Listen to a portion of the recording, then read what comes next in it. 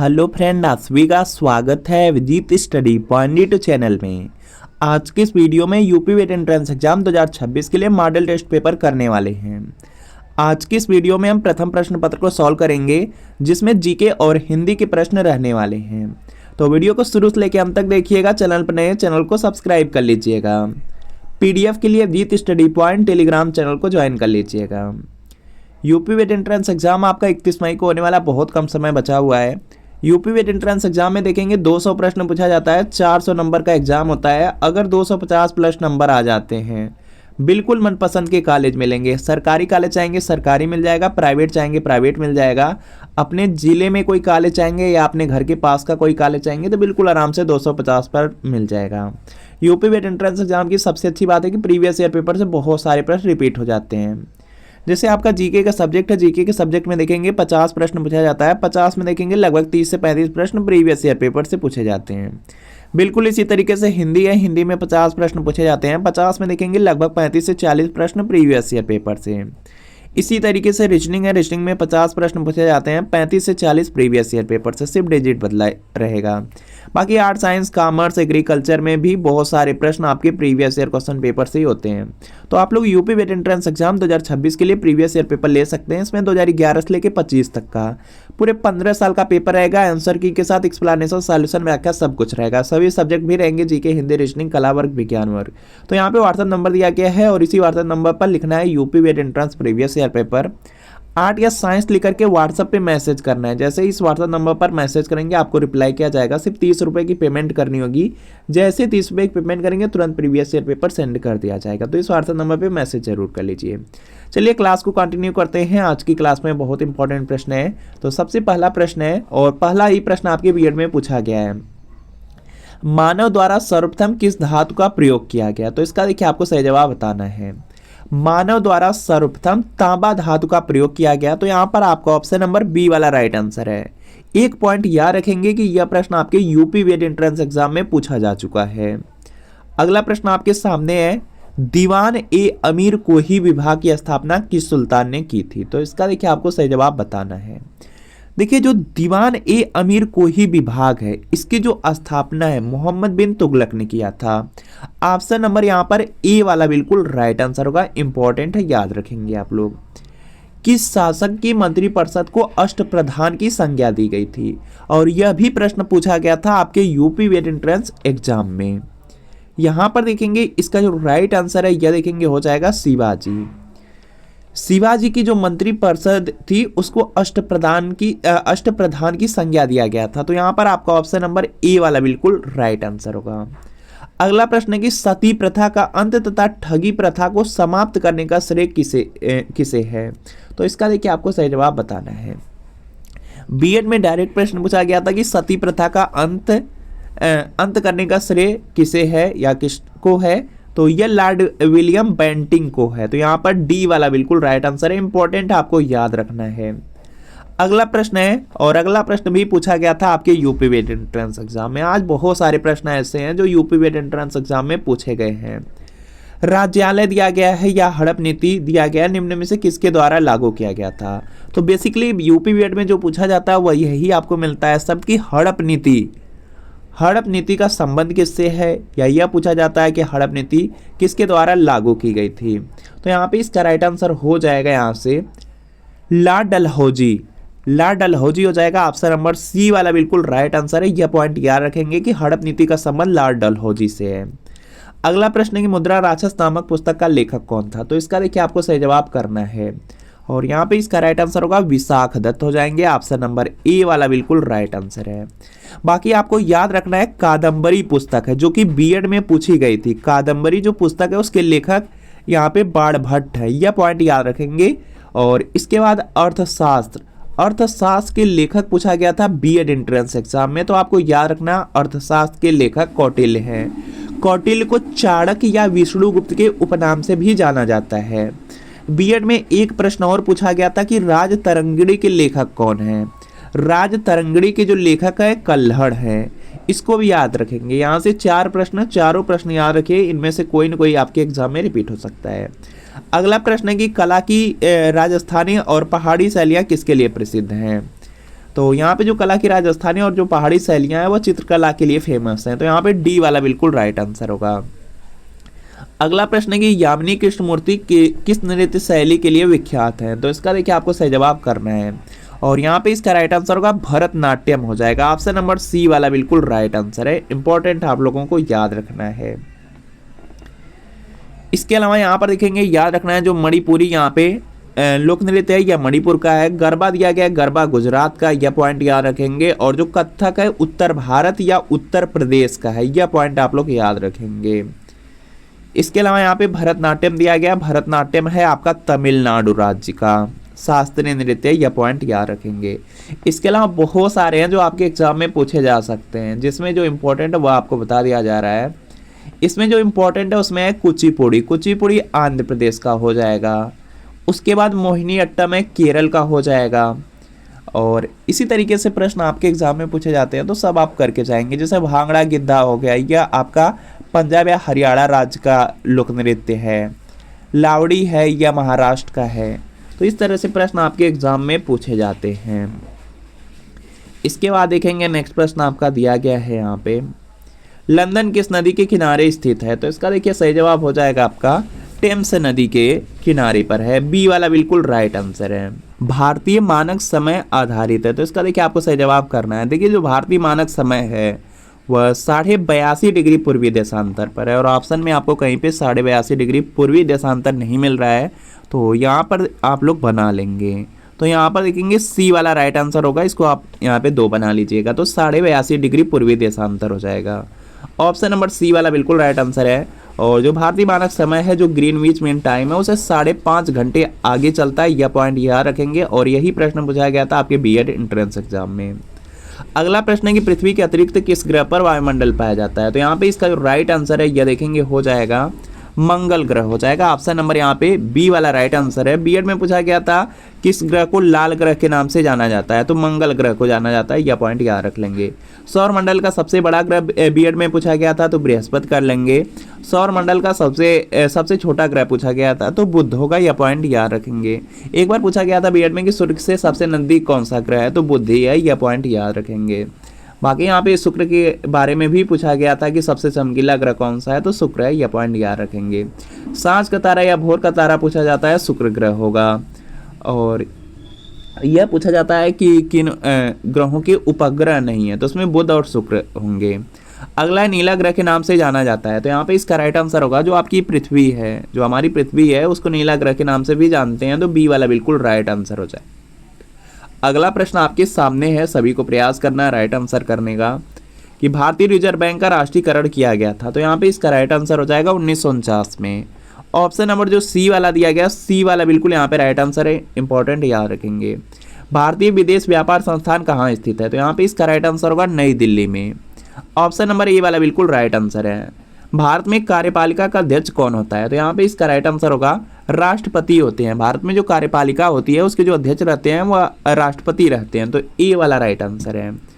भारतीय संघ की शक्ति किसमें निहित है, तो यहाँ पे इसका जो राइट आंसर है यह हो जाएगा संसद में।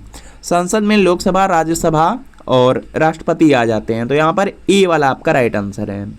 व्यक्तिगत स्वतंत्रता के लिए निम्नलिखित में से कौन सी रिट याचिका दायर की जा सकती है।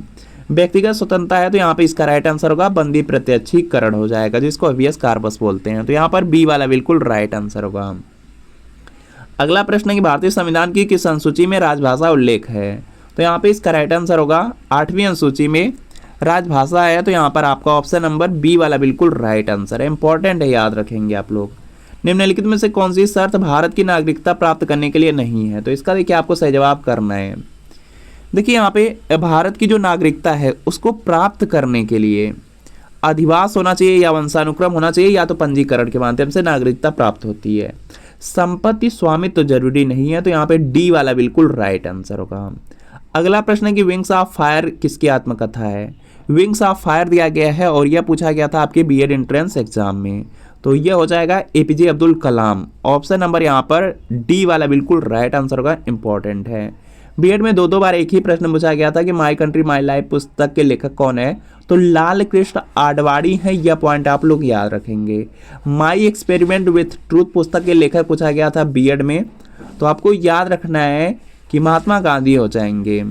इसके बाद अगला प्रश्न आपके सामने है यहाँ पे, निम्नलिखित में से किस एक में सर्वोच्च विशिष्ट ऊष्मामान होता है। तो यहाँ पे इसका राइट आंसर है, यह देखेंगे हो जाएगा जल का, जल हो जाएगा। ऑप्शन नंबर डी वाला बिल्कुल यहाँ पे राइट आंसर होगा।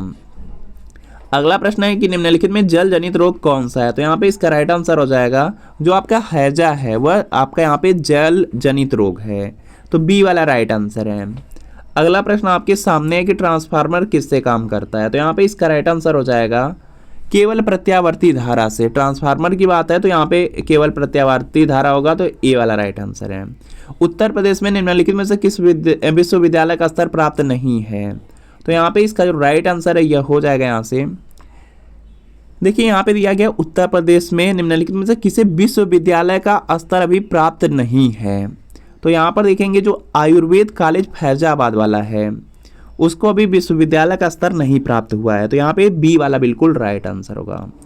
अगला प्रश्न आपके सामने है कि उत्तर प्रदेश के किस आर्थिक क्षेत्र में सर्वाधिक महिला साक्षरता है। तो यहाँ पे इसका राइट आंसर होगा केंद्रीय क्षेत्र में। ऑप्शन नंबर जो ए वाला दिया गया है, ए वाला आपका राइट आंसर है।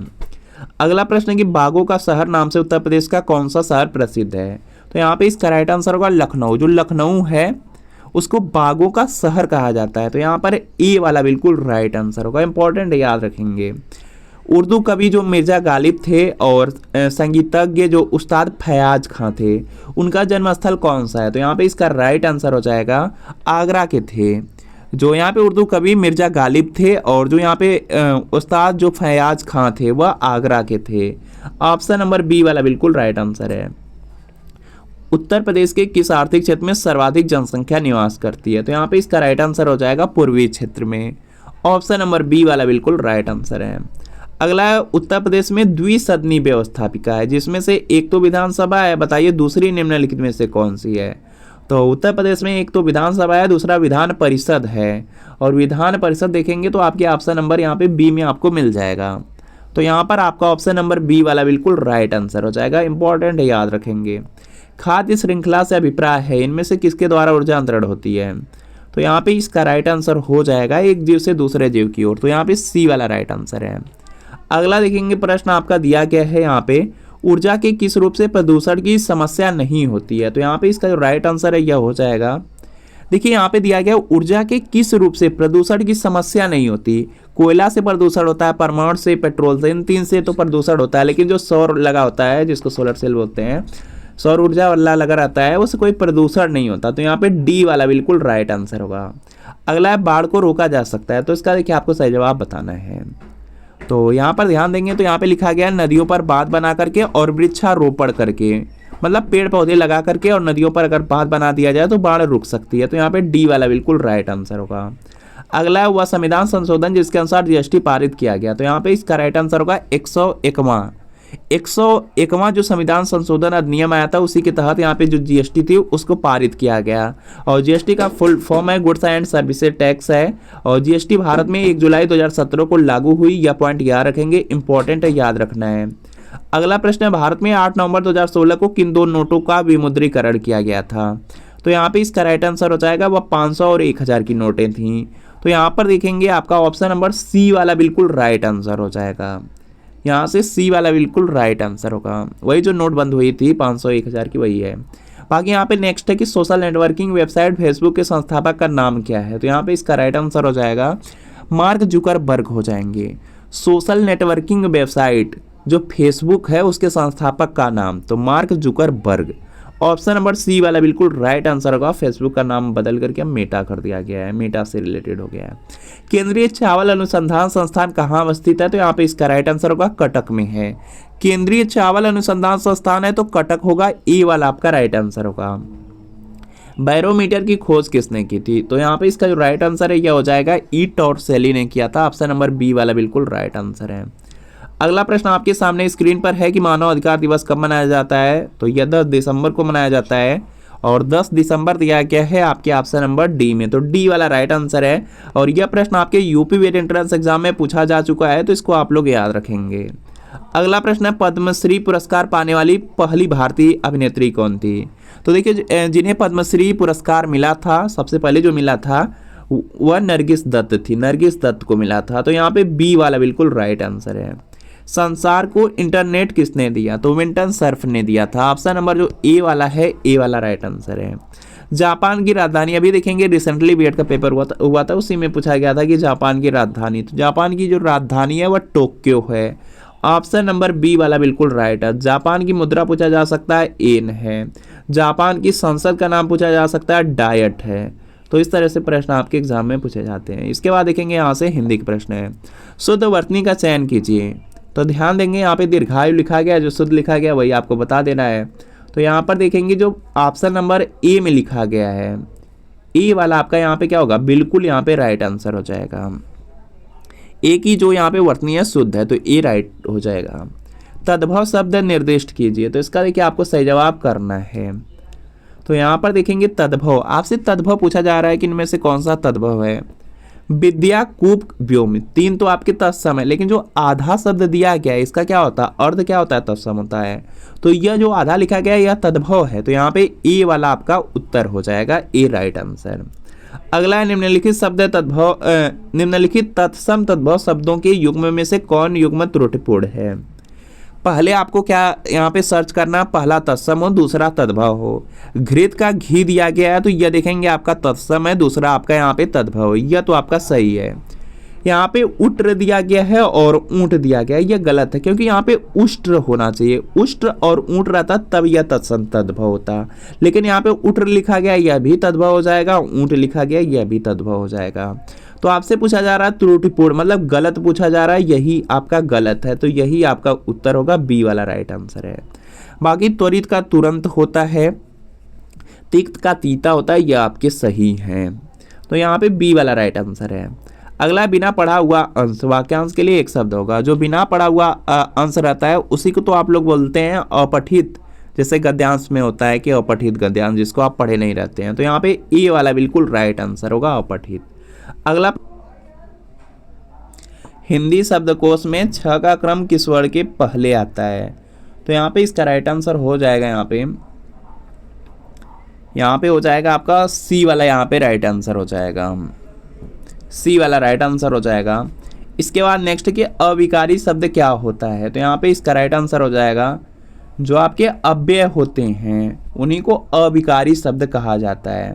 तो यहाँ पर आपका ऑप्शन नंबर सी वाला राइट आंसर होगा, सी वाला राइट आंसर होगा। इसमें देखेंगे जैसे आपका जो विकारी है उसमें संज्ञा सर्वनाम आ जाते हैं, लेकिन जो आपका अव्यय है, अव्यय में देखेंगे आपका हो जाता है, अव्यय में जैसे क्रिया विशेषण हो गया, संबंध बोधक हो गया, समुच्चय बोधक हो गया, विस्मयादि बोधक हो गया, तो इन सब को कहा जाता है अव्यय, और यही अविकारी शब्द होते हैं। जैसे आगे पीछे हो गया, ऊपर नीचे हो गया, यहाँ वहाँ, यह सब क्या है, अविकारी शब्द हैं, जिसमें कोई परिवर्तन नहीं होता, जिन पे जो लिंग हो गया, वचन हो गया, जिनका प्रभाव नहीं पड़ता है जिनका। तो यहाँ पे सी वाला राइट आंसर है। अगला प्रश्न आपके सामने है यहाँ पे कि निम्नलिखित में से अर्ध तत्सम शब्द को पहचानिए। तो यहाँ पे इसका जो राइट आंसर है यह हो जाएगा, इसमें जो अक्षर दिया गया है यह आपका यहाँ पे पूरी तरह से तत्सम शब्द नहीं है, अर्ध तत्सम है। तो यहाँ पर आपका ऑप्शन नंबर सी वाला बिल्कुल राइट आंसर होगा। अगला प्रश्न आपके सामने है कि किस क्रमांक में सभी शुद्ध हैं। तो यहाँ पे इसका आपको सही जवाब करना है, और यहाँ पर ध्यान देंगे तो जो आपका ऑप्शन नंबर बी वाला दिया गया है, बी वाले में सबके सब शुद्ध लिखे गए हैं, सबकी वर्तनी शुद्ध है, तो यहाँ पे बी वाला बिल्कुल राइट आंसर होगा। अगला प्रश्न है कि कौन सा शब्द विशेषण है। तो यहाँ पे इसका जो राइट आंसर है यह हो जाएगा, इसमें जो काला शब्द है, काला शब्द आपका क्या है, या संज्ञा या सर्वनाम की जो विशेषता बताते हैं उन्हीं को तो विशेषण कहते हैं। तो यहाँ पे काला क्या है, काला विशेषण होगा, डी वाला आपका राइट आंसर होगा। अगला है राजन का स्त्रीलिंग है। तो यहाँ पे इसका राइट आंसर हो जाएगा, राजन का स्त्रीलिंग दिया गया है, तो यहाँ पे इसका राइट आंसर होगा रागी हो जाएगा। ऑप्शन नंबर जो बी वाला दिया गया, बी वाला आपका यहाँ पे बिल्कुल राइट आंसर होगा, यहाँ पे बी वाला राइट आंसर होगा। जिसे यहाँ पे देखेंगे राजा होता है, राजा का रानी होता है, सम्राट का सम्राज्ञी होता है, और जो राजन होता है उसका राज्ञी स्त्रीलिंग होता है, यह पॉइंट याद रख लेंगे। अगला प्रश्न आपके सामने है कि नौका झील में डूब गई, रेखांकित पद में कारक है। तो यहाँ पे इसका राइट आंसर होगा, इसमें अधिकरण हो जाएगा, जिसमें भी मे पर आता है वहाँ पे क्या होता है, वहाँ पर होता है अधिकरण कारक। तो यहाँ पे ए वाला राइट आंसर है। कस्तूरी शब्द है, तो यहाँ पे इसका राइट आंसर हो जाएगा, जो कस्तूरी शब्द है वह आपका यहाँ पे स्त्रीलिंग शब्द है, तो यहाँ पे बी वाला बिल्कुल राइट आंसर है। कस्तूरी एक द्रव होता है जो हिरन होता है, हिरन के नाभि में मिलता है। इसके बाद देखेंगे नेक्स्ट प्रश्न है महाधन ईश का संधि रूप होगा, तो यहाँ पे इसका राइट आंसर होगा महेश हो जाएगा। महाधन ईश से बनेगा महेश, ऑप्शन नंबर सी वाला राइट आंसर है। और यहाँ पर है गुण संधि, यह पॉइंट याद रखेंगे, यहाँ पे गुण संधि है। जब भी आपको एक मात्रा दिखे वहाँ पे लगभग चांसेज होते हैं कि आपका यहाँ पे वहाँ पर देखेंगे गुण संधि ही होता है। बाकी जब आपको दो मात्रा कहीं पर दिखे तो वहाँ पर होता है आपका वृद्धि संधि, यह पॉइंट याद रख लेंगे। अगला प्रश्न है कि अनुविच्छेद का संधि विच्छेद करिए, तो यहाँ पे इसका जो राइट आंसर है यह हो जाएगा अनुधन इच्छड़ से बनेगा अनुविच्छेद बनेगा। और यहाँ पर देखेंगे आपके ऑप्शन नंबर सी में दिया गया, सी वाला राइट आंसर है। अगला है कि नीचे दिए गए विकल्पों से तत्सम शब्द का चयन कीजिए, तो यहाँ पे इसका आपको सही जवाब करना है। और यहाँ पर देखेंगे तत्सम शब्द दिया गया है, तो जो अश्रु शब्द है यह आपका आंसू का क्या है, तत्सम है, तो यहाँ पे ए वाला आपका राइट आंसर हो जाएगा।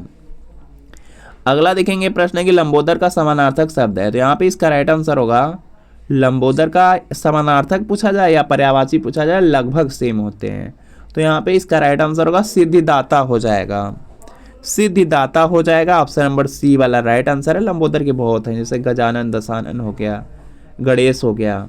इसके बाद देखेंगे नेक्स्ट कि कनक का कौन सा अर्थ नहीं है, तो इसका देखिए आपको सही जवाब करना है। कनक का अर्थ आप लोग जानते हैं कि सोना होता है, धतुरा दो आप जानते हैं, बाकी नाग केसर भी होता है। तो यहाँ पे कौन सा नहीं होगा, तो चंद्रमा नहीं होगा, तो बी वाला बिल्कुल राइट आंसर है। अगला है कि ईश्वर मानव का सृजन करके वंदनीय हो गया, इसमें मुद्रित गहरे शब्द के समानार्थी शब्द का चयन करें। जो सृजन दिया गया उसी का समानार्थी आपसे पूछा जा रहा है, तो यहाँ पर देखेंगे इसका राइट आंसर होगा निर्माण। सृजन का मतलब होता है निर्माण, तो निर्माण देखेंगे ऑप्शन नंबर सी में दिया गया, सी वाला राइट आंसर है। अगला है मानव का उपयुक्त विलोम शब्द चुने, तो यहाँ पे इसका राइट आंसर होगा मानव का, यहाँ पे क्या हो जाएगा विलोम शब्द आपका दानव हो जाएगा। ऑप्शन नंबर जो ए वाला दिया गया है, ए वाला आपका बिल्कुल राइट आंसर है। आचार का विलोम शब्द है, तो यहाँ पे इसका राइट आंसर होगा आचार का हो जाएगा अनाचार हो जाएगा। ऑप्शन नंबर जो ए वाला दिया गया है, ए वाला राइट आंसर है। विमुख का विलोम शब्द है, तो यहाँ पे इसका जो राइट आंसर है विमुख का हो जाएगा उन्मुख। कई बार बीएड में पूछा गया, बहुत सारे बच्चे गलत किए, तो यहाँ पर बी वाला राइट आंसर है। विमुख का होता है उन्मुख होता है। अगला है मूर्धन्य व्यंजन है, तो यहाँ पे इसका जो राइट आंसर है, यहाँ पे देखेंगे मूर्धन्य दिया गया, तो यहाँ पे इसका राइट आंसर हो जाएगा।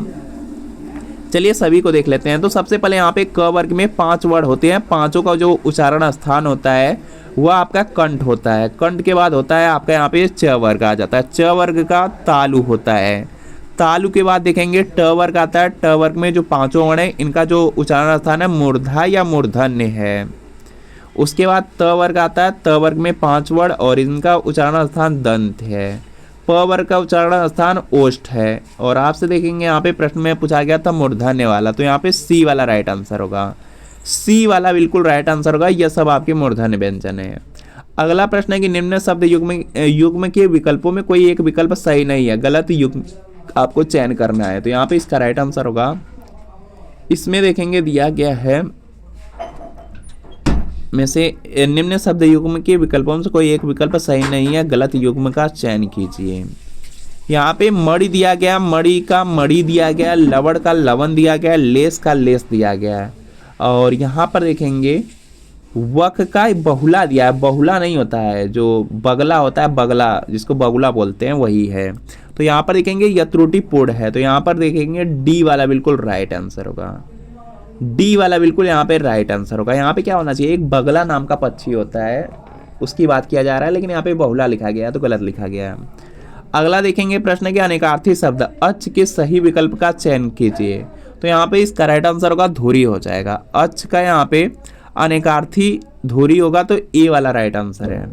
निम्नलिखित में से किस शब्द में प्रत्यय नहीं है, तो यहाँ पे इसका राइट आंसर हो जाएगा, यहाँ पर देखेंगे जो दुबला दिया गया उसमें कोई प्रत्यय नहीं लगा हुआ है। जैसे यहाँ पे देखेंगे आपका गुणवान दिया गया, गुणवान में वान प्रत्यय लगा, भारती में ई प्रत्यय लगा है, इकहरा में हरा आपका प्रत्यय लगा है, लेकिन दुबला में कोई प्रत्यय नहीं लगता है, लगा है, तो यहाँ पे डी वाला राइट आंसर है। इक प्रत्यय लगाने पे सप्ताह का रूप क्या होगा, तो साप्ताहिक हो जाएगा। और यहाँ पर देखेंगे जो आपके ऑप्शन नंबर बी में है, बी वाला सही है, बी वाला आपका सही है। अगला प्रश्न आपके सामने की पंचवटी में कौन सा समास है, तो यहाँ पे इसका जो राइट आंसर है यह देखेंगे हो जाएगा यहाँ से यहाँ पे द्विगु समास होगा क्योंकि पहला पद आपका संख्यावाची है, तो ई वाला आपका यहाँ पे बिल्कुल राइट आंसर होगा। अगला प्रश्न है कि किस विराम चिन्ह का द्योतक है। यहाँ पे एक चिन्ह दिया गया है और इसके बारे में आपसे पूछ लिया गया, तो यहाँ पे इसका राइट आंसर होगा, यह कोष्टक बना हुआ है, कोष्टक चिन्ह है, तो यहाँ पर आपका ऑप्शन नंबर ए वाला राइट आंसर है। यह भी कोष्टक है और देखते होंगे आप लोग इस तरह से बना रहता है, वह भी आपका कोष्टक है। इसके अलावा बहुत सारे प्रश्न जो आपके एग्जाम में पूछे जा सकते हैं, जैसे इस तरह से बना रहता है पूर्ण विराम होता है, इसके बाद देखेंगे इस तरह से बना रहेगा तो वह आपका अल्प विराम होता है, इस तरह से अगर बना रहेगा तो वह आपका अर्ध विराम होता है, और इस तरह से अगर बना हुआ है तो यह योजक चिन्ह होता है। इसके बाद इस तरह से अगर बना है तो प्रश्नवाचक चिन्ह होता है, और अगर इस तरह से है तो विस्मयादिबोधक चिन्ह होता है, और अगर इस तरह से बना हुआ है तो इसको उद्धरण चिन्ह बोलते हैं। इसके बाद देखेंगे इस तरह से अगर बना हुआ है तो उसको हंसपद या त्रुटिबोधक चिन्ह बोलते हैं, और जो विवरण चिन्ह होता है कुछ इस तरह से होता है। तो चिन्ह याद रखिए क्योंकि एक प्रश्न फिक्स है, कोई न कोई पूछा जाएगा, 2 नंबर मिलेंगे। राम ने कहा कि मैं कल नहीं आऊंगा, इस वाक्य में मैं कल नहीं आऊंगा क्या है, तो यहाँ पे इसका राइट आंसर हो जाएगा आश्रित उपवाक्य है। ऑप्शन नंबर जो बी वाला दिया गया, बी वाला बिल्कुल राइट आंसर है। अगला प्रश्न आपके सामने है 29-30 के लिए कहा गया है। यहाँ पर देखेंगे एक ही वाक्य का यहाँ पे 4 पार्ट दिया गया, चारों पार्ट में जिसमें गलती रहेगी वही बता देना है। तो यहाँ पे दिया गया है इस लड़के पर किसी का डर नहीं, इस लड़के पर नहीं होना चाहिए बल्कि होना चाहिए कि इस लड़के को, यहाँ पर होना चाहिए कि इस लड़के को किसी का डर नहीं। यहाँ पे क्या होना चाहिए, इस लड़के को किसी का डर नहीं, तो यहाँ पे गलती किस में है, ए वाले में है, ए वाला राइट आंसर है। अगला तबीयत खराब होने के कारण वह आज शहर को नहीं जा सकेगा, कोई त्रुटि नहीं है, जिसमें गलती है वही आपको बताना रहता है। तो यहाँ पे इसका जो राइट आंसर है वह देखेंगे हो जाएगा यहाँ से तबीयत, यहाँ पर देखेंगे दिया गया तबीयत खराब होने के कारण वह आज शहर को नहीं जा सकेगा। यहाँ पे को लगाने की कोई ज़रूरत नहीं है, को फालतू में लगा हुआ है। तबीयत खराब होने के कारण वह आज शहर नहीं जा सकेगा डायरेक्ट बोल सकते हैं, तो यहाँ पे को एक्स्ट्रा लगा हुआ है, तो यहाँ पे बी वाला राइट आंसर होगा, बी वाले में गलती है। अगला दिए गए वाक्यांश के लिए एक शब्द प्रयोग कीजिए, बड़ी मुश्किल से भिक्षा मिलना, तो यहाँ पे इसका राइट आंसर होगा, इसी को तो दुर्भिक्ष बोलते हैं, दुर्भिक्ष बोलते हैं, बड़ी मुश्किल से जब इच्छा मिलती है तो उसको दुर्भिक्ष कहा जाता है। सी वाला बिल्कुल राइट आंसर है। अगला प्रश्न आपके सामने कि अतिवृष्टि शब्द के लिए वाक्यांश का चयन कीजिए। अतिवृष्टि दिया गया है तो यहाँ पे इसका राइट आंसर हो जाएगा अत्यधिक वर्षा होना। अतिवृष्टि मतलब बहुत ज़्यादा, वृष्टि का मतलब बारिश होती है, तो अत्यधिक वर्षा होना हो जाएगा। ऑप्शन नंबर जो बी वाला दिया गया, बी वाला राइट आंसर है। जब बहुत ज़्यादा सूखा पड़ जाता है तो उसको अकाल कहा जाता है, यह भी पॉइंट याद रखेंगे। अगला अकर्तृवाच्य के भेद हैं, तो यहाँ पे इसका राइट आंसर हो जाएगा यहाँ पे कर्तृवाच्य दिया गया तो इसमें कर्मवाच्य भाववाच्य हो जाएगा। ऑप्शन नंबर यहाँ पे डी वाला राइट आंसर होगा। अगला प्रश्न आपके सामने है कि प्रातःकालीन भ्रमण स्वास्थ्य के लिए होता है, तो इसका देखिए आपको सही जवाब बताना है। तो यहाँ पे क्या होगा, लाभकारी हो जाएगा। प्रातःकालीन जो भ्रमण होता है वह स्वास्थ्य के लिए लाभकारी रहता है, तो यहाँ पे बी वाला राइट आंसर होगा।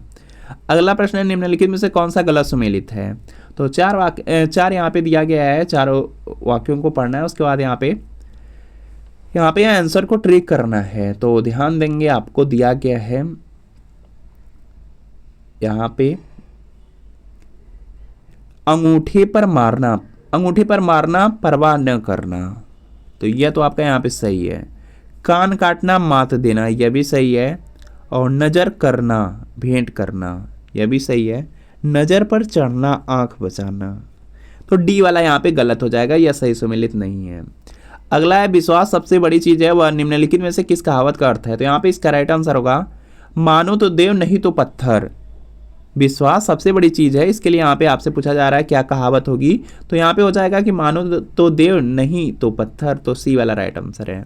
शांत रस का स्थायी भाव है, तो इसका देखिए आपको सही जवाब करना है। शांत का निर्वेद होता है, निर्वेद ऑप्शन नंबर ए में दिया गया है, ए वाला आपका राइट आंसर है। अगला है वर्ण मात्रा गति यति आदि के नियंत्रित रचना को क्या कहते हैं, तो यहाँ पे इसका राइट आंसर होगा इनको छंद कहा जाता है। ऑप्शन नंबर ए वाला राइट आंसर होगा। अगला सुमेल करना है, तो इसका देखिए आपको सही जवाब करना है, सभी लोग प्रयास करेंगे और इसका आप लोग राइट आंसर करेंगे। यहाँ पर आपको राइट आंसर करना है, प्रयास करेंगे तो आराम से आप लोग कर लेंगे। तो यहाँ पर देखेंगे दिया गया है, यहाँ पे सबसे पहले हिंदी साहित्य सम्मेलन दिया गया है। हिंदी साहित्य सम्मेलन हुआ था 1910 ईस्वी में, तो 1910 दिया गया सी वाले में, तो सबसे पहले सी हो जाएगा। काशी नागरी जो प्रचारी सभा है उसकी स्थापना 1893 में हुई थी, 1893 में हुई थी, तो यहाँ पर ए हो जाएगा। उसके बाद देखेंगे राष्ट्रभाषा प्रचार समिति वर्धा, तो यहाँ पे इसका राइट आंसर होगा 1918 में हुई थी, तो बी हो जाएगा। यहाँ पे सी ए बी स्कूट में देखेंगे तो ऑप्शन नंबर सी में दिया गया, सी वाला राइट आंसर हो जाएगा। अन्या से अनन्या आत्मकथा किसकी है, तो यहाँ पे इसका राइट आंसर होगा प्रभा खेतान की है। ऑप्शन नंबर जो ए वाला दिया गया है, ए वाला राइट आंसर है। तो फ्रेंड आपको बताना है कि आज की क्लास से कितने प्रश्न आपके बिल्कुल सही हुए हैं, या कमेंट आप जरूर कीजिएगा। और अगर यूपी वेट एंट्रेंस एग्जाम की तैयारी कर रहे हैं तो प्रीवियस ईयर पेपर लेकर जरूर पढ़िए। 2011 से लेकर 25 तक का 15 साल का पेपर आंसर की के साथ एक्सप्लेनेशन सॉल्यूशन के साथ मिल रहा है। जीके, हिंदी, रीजनिंग, कला वर्ग, विज्ञान वर्ग सबके सब सब्जेक्ट रहेंगे। तो व्हाट्सएप नंबर है, इसी व्हाट्सएप नंबर पर लिखना है यूपी वेट entrance previous year paper art या साइंस लिख करके व्हाट्सएप पर मैसेज करिए। जैसे मैसेज करेंगे तुरंत रिप्लाई किया जाएगा। सिर्फ 30 की पेमेंट है, जैसे करेंगे तुरंत सेंड कर दिया जाएगा। तो मिलता है फ्रेंड आपसे नेक्स्ट वीडियो में।